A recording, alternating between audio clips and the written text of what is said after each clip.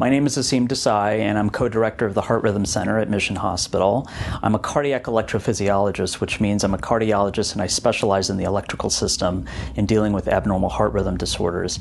Atrial fibrillation is a very common abnormal heart rhythm that afflicts millions of Americans, and we now have technology that is able to cure this arrhythmia, whereas in the past, all we had were medications that had several side effects. However, in order to cure patients, we need technology that is state-of-the-art and is able to accurately find the circuits and then subsequently ablate or cauterize them.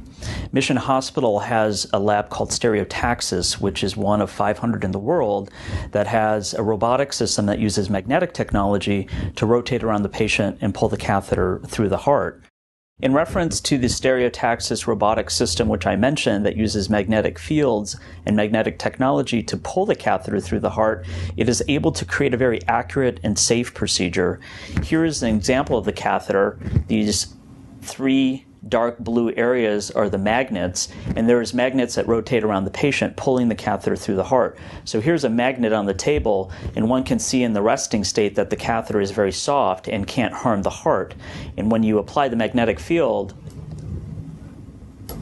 the catheter will stick to the magnet.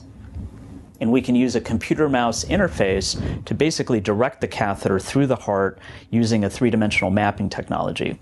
The way that we were able to finance this lab was through philanthropy, and we are very grateful to the community for being able to do so. The lab itself is state-of-the-art with state-of-the-art technology. Prior to this lab being developed, which was back in 2011, the previous electrophysiology lab we had very limited capacity and very limited ability to do heart procedures. But as a result of community support in funding the Stereotaxis Lab, we have now become the busiest electrophysiology lab in Orange County.